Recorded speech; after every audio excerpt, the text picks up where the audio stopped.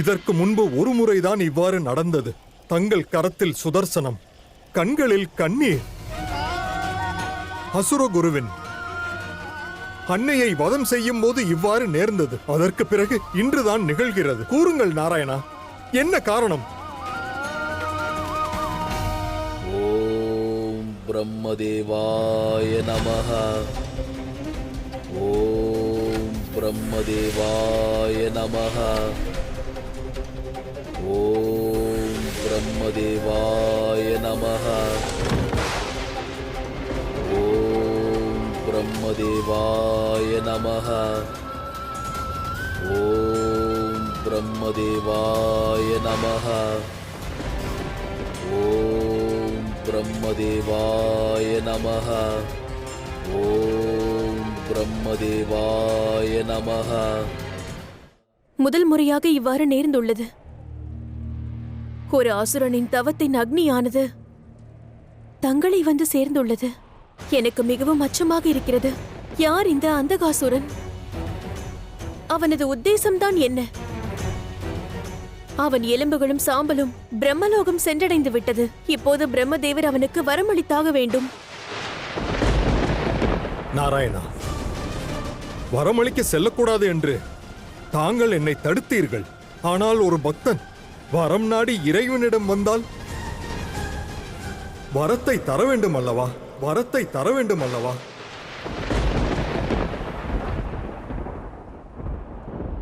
தவத்தின் அக்னி தங்களை அடைகிறது என்றால் அவன் அதீத சக்திசாலியாக இருக்க வேண்டும். அப்பேற்பட்டவனுக்கு வரம் கிடைத்தால் பிரபஞ்சத்தையே அழித்து விடுவான். அந்தகாசுரனுக்கு வரம் கிடைக்க கூடாது. நாம் அவனை தடுத்து நிறுத்த வேண்டும். நாம்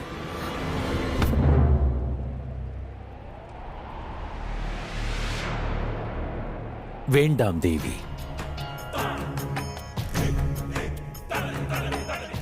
கர்ம பலனை பெறுவது நிச்சயம்தான்.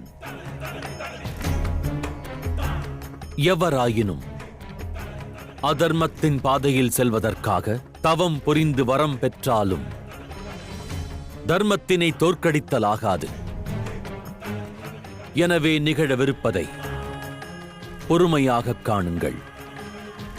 நான் இவனுக்கு நிச்சயம் வரம் அளிப்பேன். ஏனென்றால் இவன் புரிந்த தவத்தை போல் இதுவரை எவரும் புரிந்ததில்லை. புரிந்து கொள்வதற்கு முயற்சி செய்யுங்கள். இல்லையேல் பேரழிவு நிச்சயம். நினைவிருக்கட்டும் நாராயணா, இது பிரம்மலோகம். பிரம்மலோகத்தில் யார் எத்தனை நேரம் இருக்க வேண்டும் என்பதெல்லாம் இந்த பிரம்மன் தான் தீர்மானிக்கிறான்.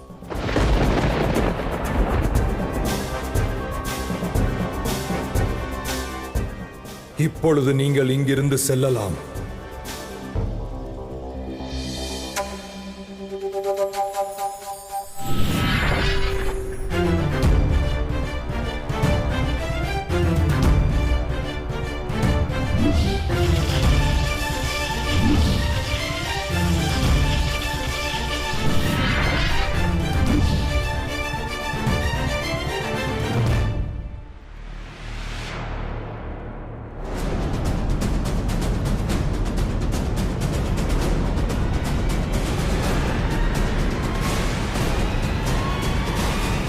அந்தகாசுரா, நான் பிரம்மதேவன் உன் தவத்தைக் கண்டு மெச்சுகிறேன்.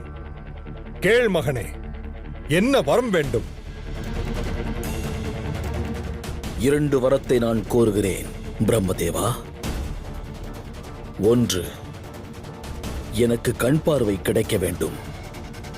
நான் இப்பிரபஞ்சத்தை காண வேண்டும். இப்பிரபஞ்சத்தை காண வேண்டும்.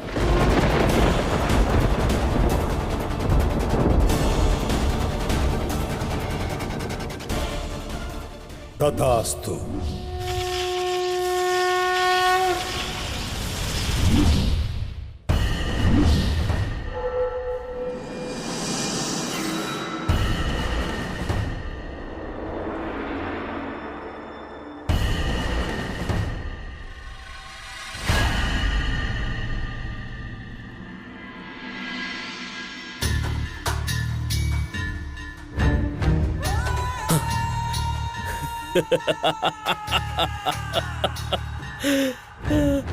என்னால் காண முடிகிறது. பிரம்மதேவா, எனக்கு பார்வை வந்துவிட்டது. அந்தகாசுரனால் பார்க்க முடிகிறது. பிரம்மதேவா, தங்களுக்கு கோடான கோடி வணக்கங்கள். எழுந்திரு மகனே, உன் இரண்டாம் வரத்தை கேள்.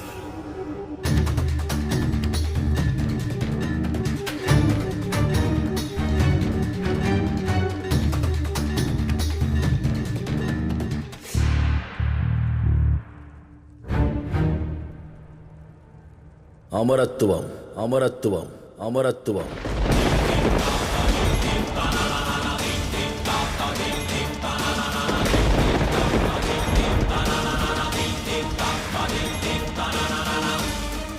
அந்தகாசுரா, மற்ற அசுரர்களை விட நீ அதீத புத்திசாலி என்று நான் உன்னை பற்றி எண்ணினேன்.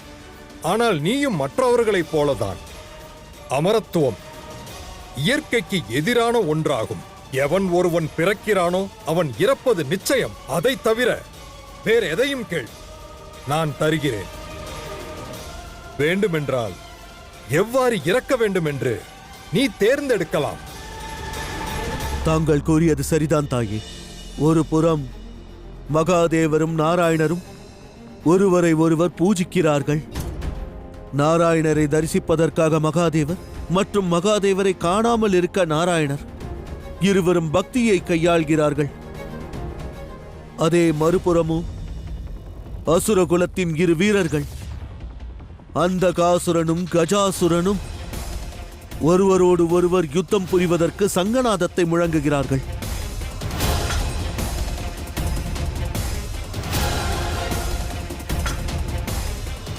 உறவு என்ற சங்கலியால் இவர்களும் சரி அவர்களும் சரி பிணைக்கப்பட்டுள்ளார்கள். ஆனால் உறவுக்கு பின்னால் உள்ள உணர்வு இரண்டும் வெவ்வேறாகும்.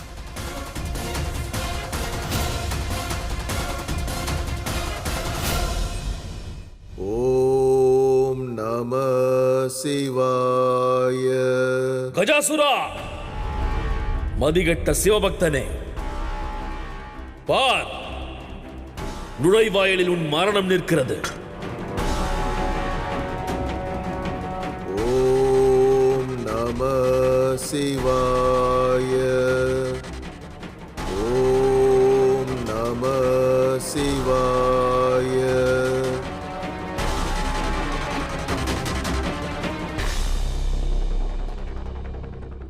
நான் கூறியது கேட்கவில்லையா? ஓம் நம சிவாய.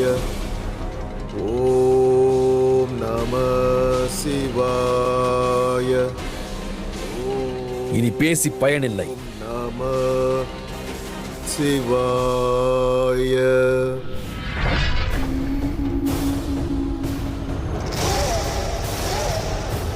ஓம் நம சிவாய. மகனே,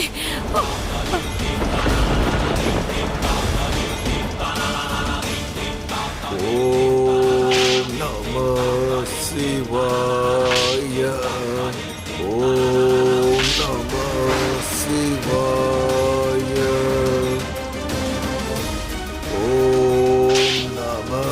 ஓம் நம. நாராயணாய நம. ஓம் நம.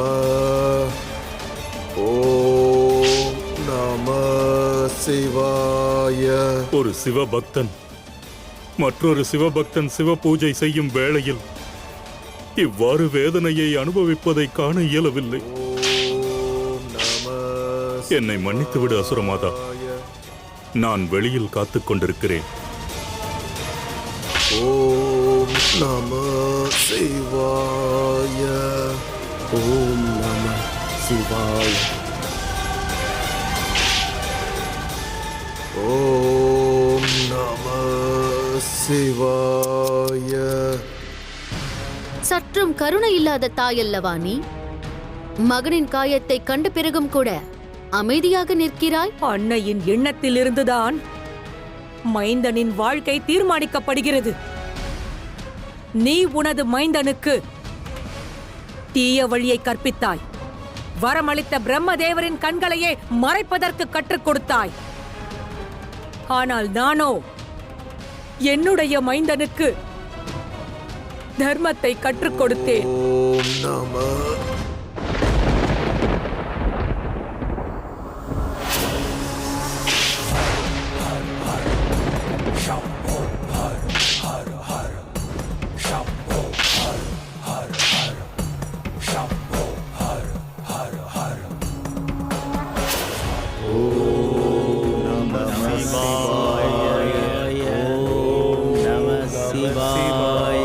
மௌனம் காக்காவிட்டால் கஜாசுரனுக்கு பிறகு உங்கள் அனைவருக்கும் இந்த தவறுக்கான தண்டனையை வழங்குவேன்.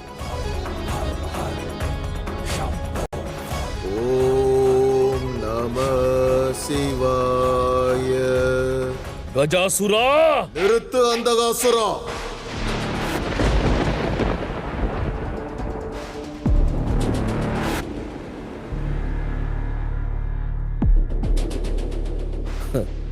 என் சக்திக்கு முன்னால் உன் பக்தி தோற்றுவிட்டது. என்னிடம் உயிர் பிச்சை கேட்க விரும்புகிறாயா? கேள் கஜாசுரா. இந்த சிவலிங்கத்தை வெளியேற்றி உன் அரியணையை எனக்கு தந்தால் உன்னை நான் மன்னிக்க தயார்.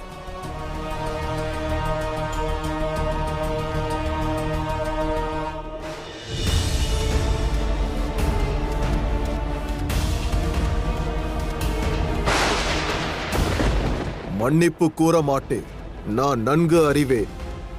பிரம்மதேவரிடம் வரம் பெற்று நீ என்னை விட பலசாலியாக மீண்டு வருவாய் என்று. என்னால் உன்னை தோற்கடிக்க இயலாது என்று.